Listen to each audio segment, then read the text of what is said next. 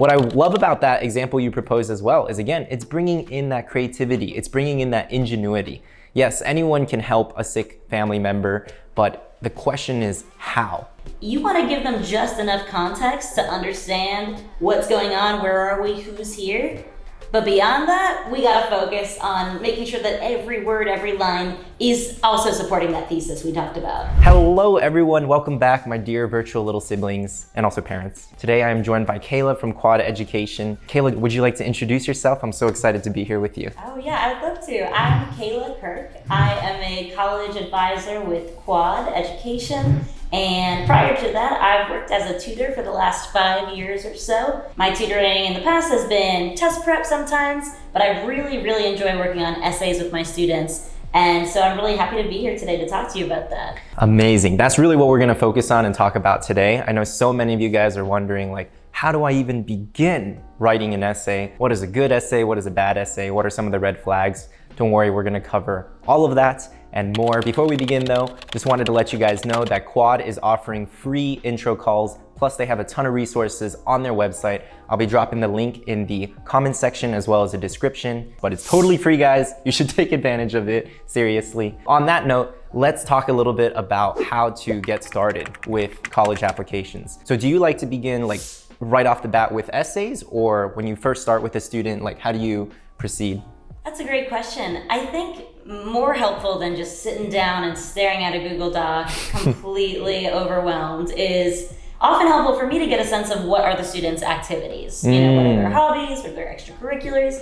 It's always interesting when you have a student who tells you, I mean, this is probably nothing, and then they tell you something and I'm like, that is something. That is definitely something. There's a great idea there. I 100% agree. I love beginning with the activities list as well. And I find that there's kind of like two avenues. I'm curious to hear what you think about this. Because some students, they may choose to write about like one of their top activities. Or sometimes I think what makes for even better essays is writing about like activity number 8, 9, or 10. I had a kid write about throwing cards. He learned how to throw cards and cut vegetables and like fruit with them. Or a student who, like, you know, their 9th activity is magic. They're by no means a world-class magician, but that's still could be a really cool topic. What do you think? Do you think it's better to focus on like the top activities or, you know, the ones that are not as popular? What's your take on that? I'm so glad you asked. I do have strong feelings on this. Yeah. I think that there is definitely an impulse to talk about your number 1, your number 2 activity in the essay. But what I would say is that you're going to have opportunities to address those activities in shorter supplemental school-specific essays. You definitely don't want to inundate them with just one activity. You do want to be a little strategic about, okay, if I spend my comment out focused on this activity, I want to make sure I have opportunities to sprinkle in other experiences of mine, right? You know, what I always hear from students is like, but I didn't cure a disease and I didn't start a company, so what am I possibly going to write about? And I think some of the most affecting essays can be micro moments. I ended up writing my college application essay about these spiders that were on the outside of my window growing up. It was summer and I wanted to open the window so that I could enjoy the air coming through, and I had a screen, which was great, but I realized there was a spider's nest on the other side of the screen. Already not great. But then one day, spider has babies and they're so small they can get through the screen. It's summer, what am I gonna do? I wanna open the window. And so I asked my dad if he would help me get rid of the spider's nest. And he said, yeah, but I didn't like his method. He was just gonna attack it from the inside, from my bedroom. And to me, that wasn't nearly thorough enough. So my essay ended up being about me getting on my bike, biking to CVS, getting like an insecticide spray, going home, climbing on my roof, outside the window, do the whole thing. It's a silly story. It's just a small moment of my life. But I think, you know, you can get a lot of insight into somebody from even an everyday kind of experience. I actually think one of the best tactics is to write about something that can't be found on your activities list. Granted, there's some supplemental essay questions that literally ask, you know, please elaborate on a extracurricular activity. But for your main Common App essay, one of the best topics to cover are things like family, relationships, again, those everyday moments. It's about problem solving. Your problem doesn't have to be so grand and crazy where you're curing cancer, like Kayla said, but it can just be a really funny, exciting, quirky problem, like making sure that baby spiders don't infiltrate your bedroom through the window. So I'm so glad that you talked about that and you shared that. Now, when it comes to brainstorming ideas for for essays. How do you usually go about that process with students? How do you, help them figure out if an idea has potential or if it's not so good? A really helpful exercise can be asking yourself, as the person who's starting in the essay, what positive qualities do I want to showcase about myself?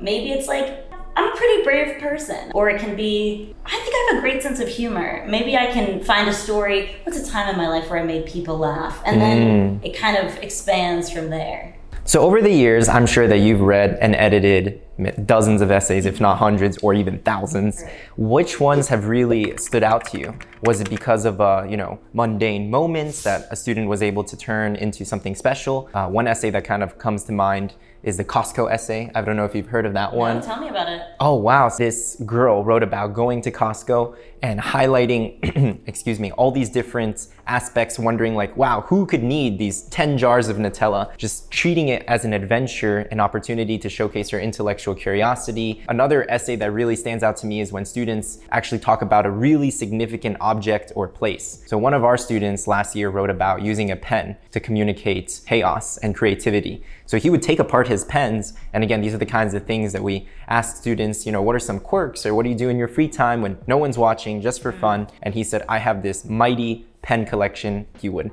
negotiate with people who made and sold pens. Wow. But yeah, I'm wondering, how do you help students craft standout essays, and which ones have stood out in the past to you? What comes to mind up top is a student of mine who wrote an essay about her family's weekly ritual of going to dinner at a dim sum restaurant.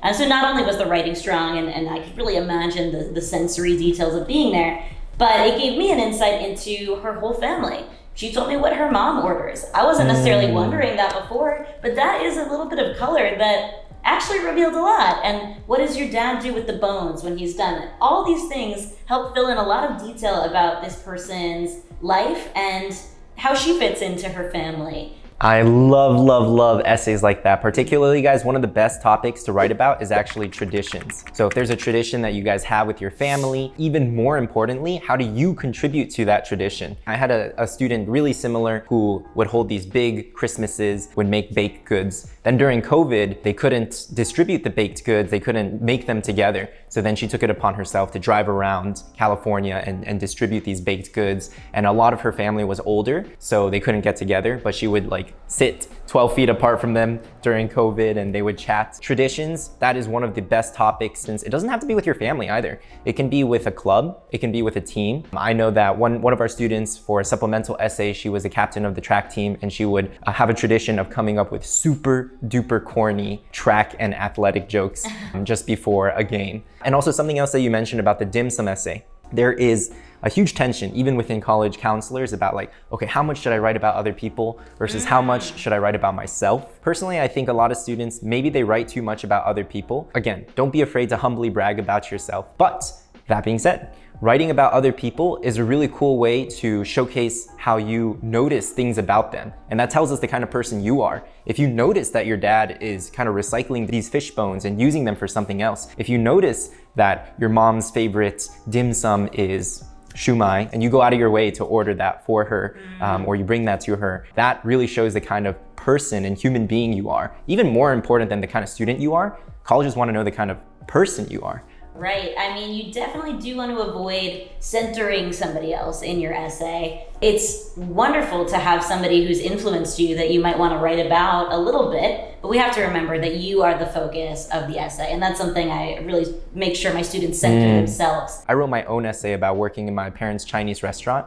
And then at the very end, I had my dad give me a compliment. So that was a sneaky way for me to humbly brag about myself without me bragging. It was just kind of my dad being I'm so proud of you, son. You worked here every day and you didn't complain. So I kind of had him say that and sneak in a line of dialogue. Anytime you include an interaction with somebody else, let's say, or you mention something about somebody else in your essay, it might be helpful to just ask yourself, how is this serving the thesis? Because, this isn't a traditional essay, of course. It can be creative, but ultimately, there is probably still a thesis that, I'm independent, I'm a hard worker, I care about family, whatever it is, there's probably a through line. And so you do want to ask yourself, with anything you include about somebody else, is that ultimately supporting my thesis here? That is so smart, Kayla. And honestly, going back to what you said earlier, which is when you begin writing the essay, consider really simply what are the 2 or 3 most important character traits you want to convey to the admissions reader. Is it creativity? Is it your determination? One of my biggest jobs as a tutor or as an essay editor is helping with the word count. I get a lot of students who feel completely overwhelmed with how am I going to possibly condense this.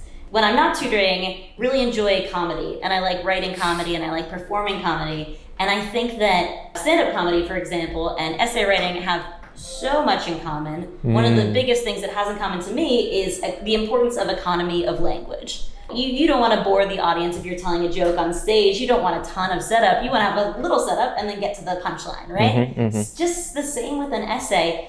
You want to give them just enough context to understand what's going on, where are we, who's here. But beyond that, we got to focus on making sure that every word, every line is also supporting that thesis we talked about. Exactly. And I think that honestly, one of the most important things to note throughout this process is to understand what your punchline is, where you're going. And that's really going to affect the way that you set up your context or your conflict. At most, that should be maybe like a third, maybe even under 25 or 20% of your essay. The bulk of it should be how you grew, what you can contribute to college, that main characteristic or theme you want to convey. Now, very popular question, but what are some college essay red flags? Are there like certain topics that you're like, no, we should stay away from? Yeah, what are some of the biggest mistakes that you see students make in their essays? Certainly, everybody has a story about the pandemic and how they weathered COVID. That's not off limits, but you just need to make sure you have a really specific take on that and that you have a unique story that maybe other people don't have, because a lot of us experienced a lot of the same difficulties during that time. So if you talk about it, make sure you have a unique take. I also work with several students who are athletes who have been injured, and I don't mean to diminish the struggles of either of these groups of people I'm talking about. It's just that from an admissions perspective, of course, they're reading lots of essays about similar things. So again, just what makes me different? What is unique about my story? Maybe I got hurt, and as I was bedridden, I discovered a passion for something completely new, and here's the foundation I created because of that. It has to go somewhere beyond that. Wow, yes, the sports injury essay. Yeah. A lot of college counselors won't even touch that with a 10-foot pole. But I do think that there's a way to make it work, and it's exactly like you said, do not focus on kind of the cliche problem. Maybe even reduce that to like 10%, 2 sentences, as little as you can, and immediately start focusing on your unique solution. This is just a made-up example, but perhaps let's say you had like a bone injury, and while you were bedridden, you started doing a ton of research and just reading about bones in order to get better. That would be a really cool way to highlight your intellectual curiosity. Maybe you're interested in pre-med because of this, or kinesthesiology or something like that. And then afterwards, you even started teaching your younger cousin, or you started a little club and you were researching bones for fun. Again, the name of the game is focusing on your unique solution. I think one thing that I see a lot of students worry about in their essays is just, I'm not changing the world. But again, guys, focus on the qualitative impact, not necessarily the quantitative. So even if you just transform the life of 1 or 2 other people, like let's just take this sports injury kid, for example. Maybe he had an issue with the way his bone healed, and then he started talking to other athletes with similar injuries, and he helped just 1 or 2 other people really understand their injury, how to heal better. That is a really brilliant essay right there. Your activities list, right, is gonna show all your numbers, all your contributions. You don't need to be mentioning those impressive numbers again. If you choose to write about a similar activity, focus on another character. Focus on something that can't be conveyed quantitatively. Another tip I've found helpful for some of my students is you don't have to focus on just one anecdote in your essay. Maybe you start by telling the story of the injury, and from there, it reminds you of another time in your life where you faced a challenge and you overcame it. Just that kind of associative thinking can be so helpful because it gets multiple examples in there at once, and you don't have to worry if you start to feel like, I don't actually have that much to say about this one thing. That's okay. Tell us just the essential info that supports your character, and we can go from there. Yes, agreed. Sometimes when students begin writing, for instance, the Common App or even some of those longer essays, they think that they just need to focus on one narrative. It had to have taken place through this one thread, but that's not always the case. And I've seen some really successful essays. I don't know if you've seen anything like this, but we call them kind of like the montage or like a multi-scene essay. And so one scene can be from an academic experience. Another scene can be a service experience. A third scene can be about leadership, but they're connected through the same thread of perhaps sports medicine, something like that. I like that you use the word thread, because I think that's often my work with students, is hearing several anecdotes from their life in many sectors, right? Athletics, academics, personal life. And what I try to listen for, and what I would encourage you to listen for as you brainstorm your own ideas, is what is the through line? I love when I'm able to help show that to a student who maybe doesn't see it the way I'm seeing it in that moment, because it really does lend itself to a really lovely montage kind of essay. I would say to students sometimes, don't be afraid to tell a story that involves conflict. Right. And I don't mean, conflict in the classic narrative sense of like, what's the problem and we're solving it. I mean more interpersonal conflict. Yes. Like some students, I had a student who wrote her essay about how her school banned a certain book, and she got into an argument with her teacher about why she thought the book should not be banned.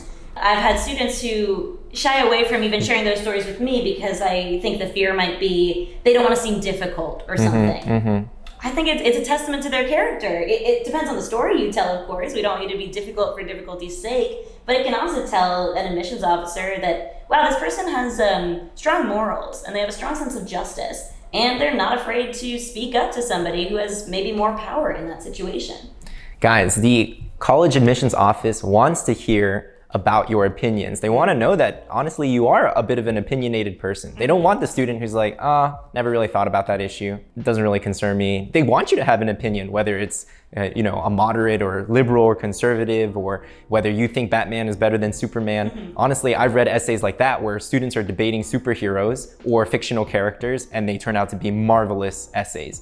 One of my favorite brainstorming questions is just asking students about very strong opinions that they have. And in fact, these days, some schools will just ask you straight up. Their supplemental essay question will be, tell us about a time you disagreed with someone. This can be with anyone, guys. It can be with a teacher, authority figure. It can be with a family member, your brother. You guys just arguing about your favorite dim sum dish. If you're able to talk about someone unexpected, that could also be a plus too. Like, let's say you're arguing with a toddler. I had a student trying to convince this young group of elementary schoolers at her Bible camp to get along, to help clean up, and that ended up being a really cute and powerful essay too.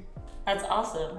If you can make yourself as a character in the essay an active character, that is really essential. So I'm thinking about a student who the essay started by it was one of those that was actually more focused on somebody else than the student. It was a lot about how her younger sister had been sick for a while when they were kids. It certainly built empathy for, as a reader, I had a lot of empathy and sympathy for the sister who wrote this about her struggling younger sister.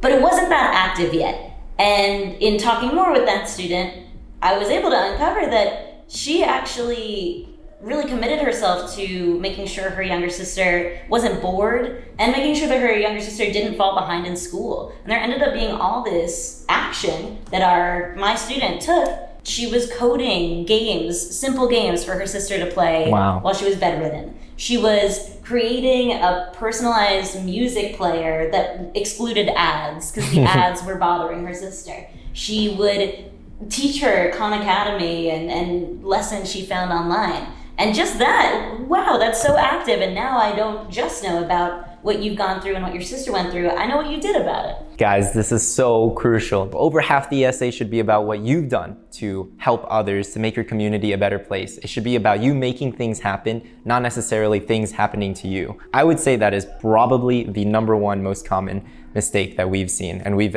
edited dozens, hundreds of essays. What I love about that example you proposed as well is, again, it's bringing in that creativity. It's bringing in that ingenuity. Yes, anyone can help a sick family member, but the question is how? That's really where the magic is made. How are you helping them? How are you infusing your own distinct personality, your passions into this solution? That's where champions are made, for real.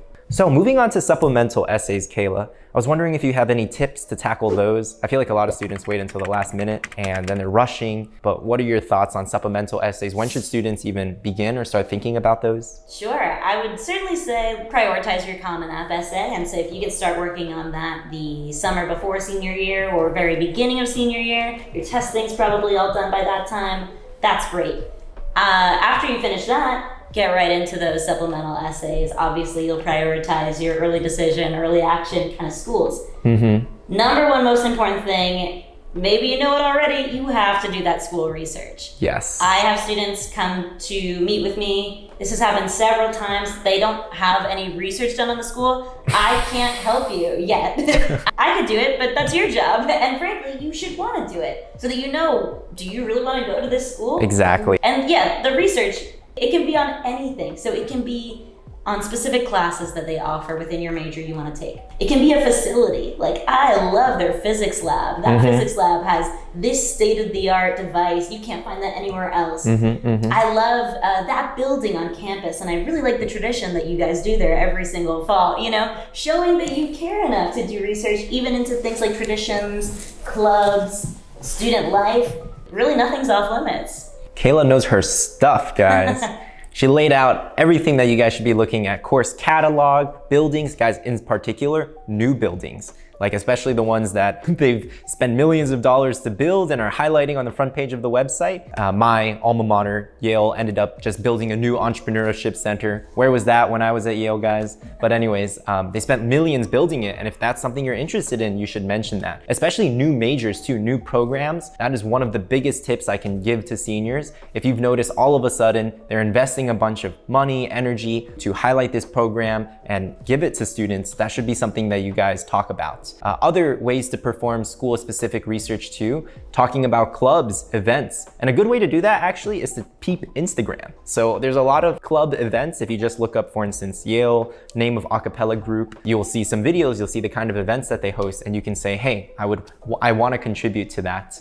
So a good way to think about supplementals too is to consider how you currently give to your community.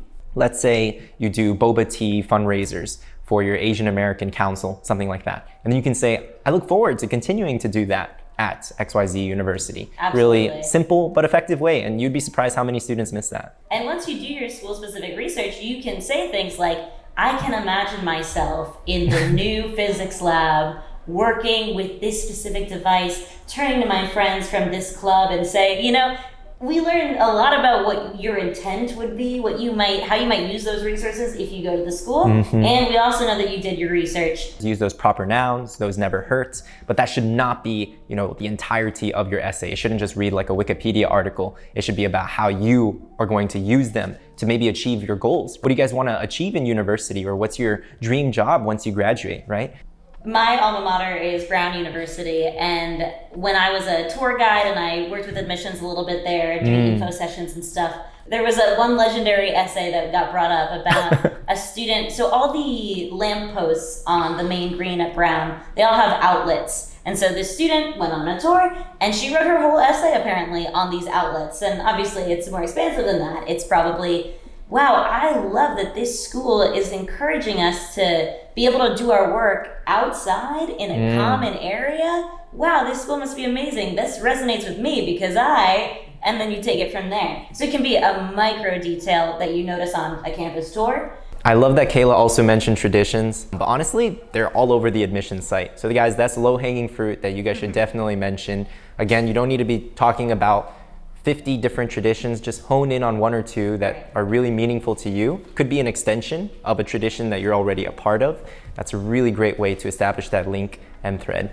Thank you guys so much for joining us until the end of this interview. Just wanted to mention that Quad, again, is offering free intro calls, so you guys should definitely take advantage of that. Thank you so much, Kayla, for joining us. Any final words before we depart?